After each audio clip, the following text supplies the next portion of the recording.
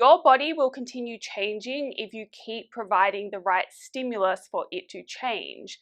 If you continue just doing the same thing that was working a few months ago, it is going to stop working. That is the point. Your body adapts to that new stimulus, and then because it adapts, which is the change that you usually want to see, it's going to stop working. It's not going to be a stimulus anymore. So that is why it is really important that you don't just keep doing the same workouts over and over again. They will stop working. And this video, I want to kind of briefly discuss how to go about changing your programs and when.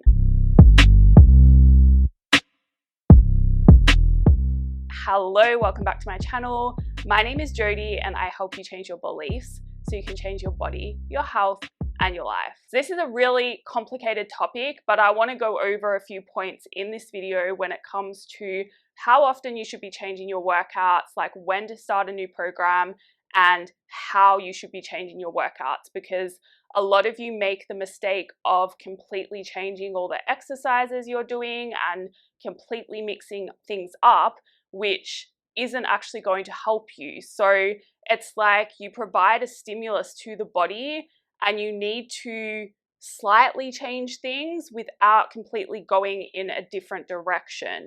And that is how you are going to ensure you keep progressing without plateauing, and that's how you'll end up getting the best results in the quickest time possible as well. So when it comes to your workouts, you need to stick to the same workouts week by week for, I would say, a minimum of 3 weeks. But in most cases, 4 to 5 weeks, I think, is that sweet spot. You might get more out of a program. You might be able to go for 6 to 8 weeks. But by that point, you're probably going to be pretty bored from doing the same thing week by week.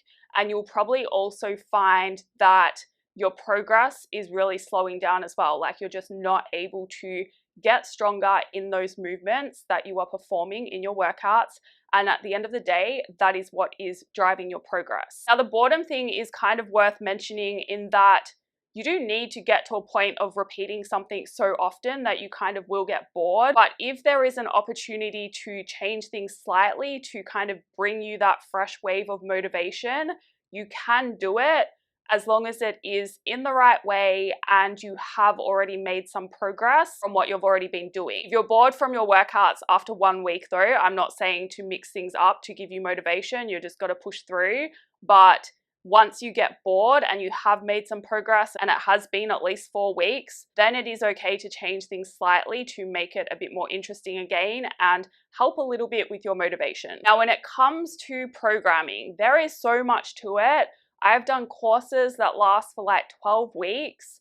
So if you don't understand something, do more research and maybe consider signing up for a course yourself if you want to do your own programming. This video is really basic, but I just want to discuss some of the ways that you go wrong. And the first thing is to do with periodization, right? If you pay no attention to periodization, you are basically guessing what you need to be doing, and your results then are going to be mixed. If you do not have a method to what you are doing, it might work or it might not. If you have a method and it's the right one for you, then it's guaranteed to work. Periodization of your program is going to guide you as to what changes you need to make to your workouts to keep progressing. So for example, you want to keep doing the same exercises in your workouts and not just completely swap all of them. Maybe you'll bring in a few different accessory exercises, but your main moves of your workouts should continue to stay the same for quite a long time. This means if you are doing a pull-up as your kind of vertical pull movement for your back, then that is going to stay the same from program to program.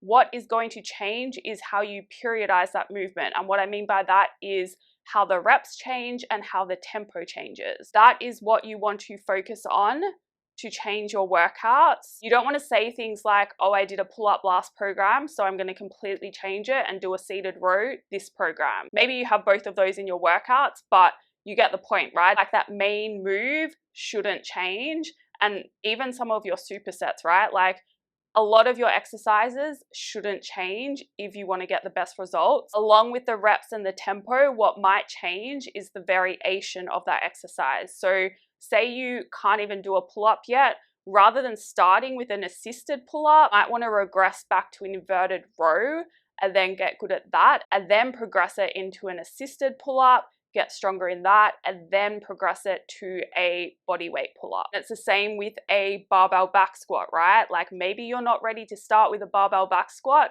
so you start with a dumbbell goblet squat, or maybe you start with a split squat, and then you get stronger in that and you build up to using the barbell. And once you're up to a barbell back squat, you'll start changing it by decreasing the reps or adding a quarter rep, adding a pause, and progress it that way. I hope that makes sense. If you have any questions, feel free to send me an email.